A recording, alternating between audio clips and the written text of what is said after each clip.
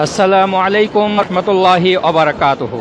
সুধী দর্শক মণ্ডলী, আমি এখন অবস্থান করছি হজের জন্য যে মিনার ময়দানে যে জামারাত রয়েছে, শয়তানকে পাথর মারতে হয়, সেই জামারার এলাকায় আপনারা দেখতে পাচ্ছেন দলে বলে লোকজন মিনা থেকে সবাই আসতেছে। অর্থাৎ আজকে 10ই জিলহজ, হজের তৃতীয় দিন এবং পাথর মারার প্রথম দিন। আবার লক্ষ্য করুন, আজকে 8ই জিলহজ থেকে হজ শুরু হয়ে 9ই জিলহজ আরাফাতে হাজিরা দিয়ে 9ই জিলহজ দিবাগত রাতে অর্থাৎ গত রাতে হাজিগণ মুজদালিফায় অবস্থান করে আজকে 10ই জিলহজ এই হাজিগণ পাথর মারার উদ্দেশ্যে এই জামারাতে এসেছেন। এখন যেই জামারা দেখতে পাচ্ছেন ছোট জামারা, এরপরে সামনে রয়েছে মেজো, পরবর্তীতে একদম শেষে রয়েছে বড় শয়তানের প্রতিকৃতি। আজকে 10ই জিলহজ শুধু বড় শয়তানকে 7টি পাথর মারতে হবে। আপনাদেরকে আমি একটু পরেই দেখাবো কিভাবে পাথর মারবেন, পাথর মারার সঠিক নিয়ম কোনটি। এখানে আমি বাস্তব কিছু অভিজ্ঞতার আলোকে কিছু পরামর্শ দিয়ে রাখি।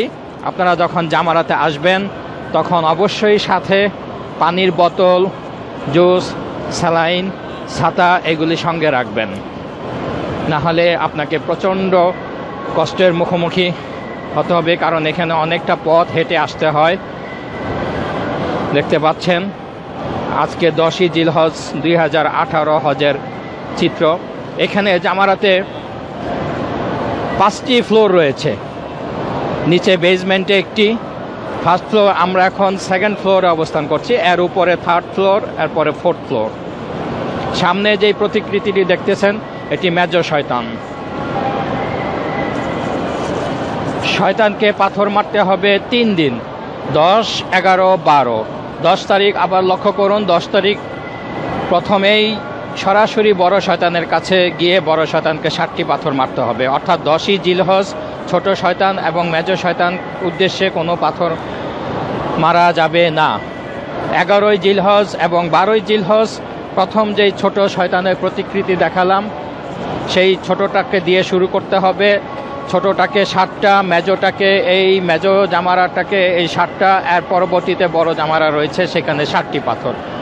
অর্থাৎ আগামীকাল 11ই জিলহজ 21টি এবং 12ই জিলহজ আবারও 21টি, তারপরে সম্পন্ন হয়ে যাবে হজ।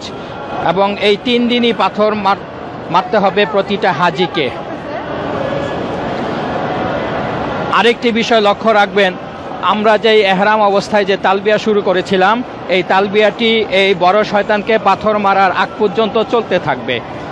যখনই বড় শয়তানকে পাথর মারার জন্য আপনি পাথর হাতে নেবেন তখনই আপনার তালবিয়া বন্ধ করে দিবেন।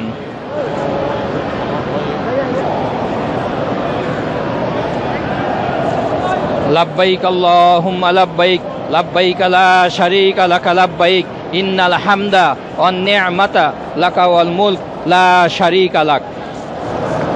আমরা এখন বড় শয়তানের কাছাকাছি চলে এসেছি। এই বড় শয়তানকে পাথর মারার আগ পর্যন্ত আপনাদের তালবিয়া চলবে। এরপরে হজের জন্য আর তালবিয়া পাঠ করতে হবে না। বড় শয়তানকে পাথর মারার আগ মুহূর্ত পর্যন্ত লক্ষ্য রাখুন, আপনাকে তালবিয়া পাঠ করতে হবে হজের জন্য যেই তালবিয়া পাঠ চলছে।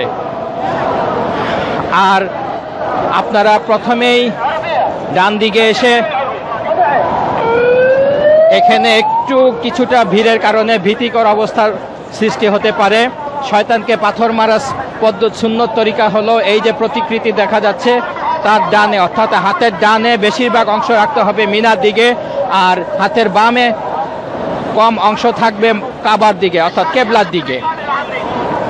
আর বড় শয়তানকে পাথর মারার পরে কোনো দোয়া মোনাজাত করতে হবে না। যে লক্ষ্য করুন সবাই কিভাবে পাথর মারছে।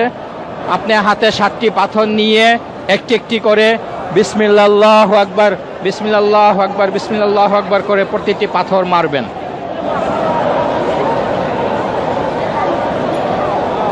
একদম এই শেষে আপনারা এখানে চলে আসবেন। এখানে আসার পরে পাথর মারলে আপনারা খুব সহজে পাথরটি মারতে পারবেন। দেখুন হাজী সাহেবগণ পাথর মারছে। এক একটি পাথর হাতে নিয়ে বিসমিল্লাহু আকবার, বিসমিল্লাহু আকবার বলে বলে আপনাকে এই পাথরগুলি মারতে হবে। এই লক্ষ্য করুন আরেকটি বিষয় যেটি ইসলামের একটি অন্যতম মুজিজা, এই পাথরটি, এই লক্ষ লক্ষ কোটি কোটি পাথর আজকে এখানে নিক্ষেপ করবে হাজিগণ। কিন্তু আপনারা জেনে অবাক হবেন, এই পাথর সরানোর জন্য মক্কার গভর্নমেন্ট কোনো এক্সট্রা লোক নিয়োগ করে নেই যে পাথরগুলি সরিয়ে নেবে। আবু সাইদ খুদরি রাদিয়াল্লাহু তাআলা আনহু রাসূল পাক সাল্লাল্লাহু আলাইহি সাল্লামকে জিজ্ঞেস করেন, ইয়া রাসূলুল্লাহ, এই পাথরগুলি কোথায় চলে যায়? রাসূল পাক সাল্লাল্লাহু আলাইহি সাল্লাম বলেন, আল্লাহ পাক কিয়ামত পর্যন্ত ফেরেশতা নিয়োজিত করে রাখবেন, যাদের হজ কবুল হয় তাদের এই পাথরগুলি উঠিয়ে নেওয়া হয়, আর যে সমস্ত পাথরগুলি পড়ে থাকে সেগুলি হলো হতভাগা হাজিদের পাথর। আর আরেকটি মাসালা জেনে রাখুন, কোনো কারণে পাথর পড়ে গেলে আপনারা এই নিচ থেকে কুড়াবেন না, আরেকজন থেকে ধান নিয়ে তারপরে এই জামারাতে পাথর নিক্ষেপ করবেন। বড় শয়তানকে পাথর মারার পর এখন হজযাত্রীগণ যার যার হোটেলের দিকে চলে যাবেন, কারণ এখন পরবর্তী করণীয়, আজকের করণীয় হলো দমে শুকর আদায় করা। প্রথমে 10ই জিলহজের আমল হলো প্রথমে বড় শয়তানকে 7টি পাথর মারা, এরপরে কোরবানি আদায় করা, দমে শুকর, যেটি বিশেষ করে তামাত্তু এবং কেরান হজ যাত্রীদের জন্য এই দমে শুকরটি ওয়াজিব।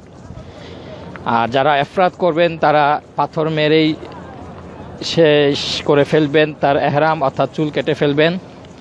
আপনারা দেখতে পাচ্ছেন সামনে লক্ষ লক্ষ হজ যাত্রীগণ। বামে যারা যাচ্ছেন তারা মক্কার দিকে চলে যাচ্ছেন, আর সোজা যারা যাচ্ছেন তারা বিভিন্ন হোটেলে চলে যাচ্ছেন। কোরবানি বা সম্পন্ন হবার পরে চুল কেটে এহরাম খুলে ফেলবেন। এহরাম খোলার পরে 10ই জিলহজ থেকে 12ই জিলহজ পর্যন্ত, অর্থাৎ 12ই জিলহজ সূর্যাস্তের আগে হাজিদেরকে হজের যে ফরজ তাওয়াফ এবং সাই সেটি সম্পন্ন করতে হবে। এটির সময় হলো 10ই জিলহজ দুপুর থেকে 12ই জিলহজ সূর্যাস্তের আগ পর্যন্ত। মিনার জামারার প্রাঙ্গণ থেকে মাকারিম।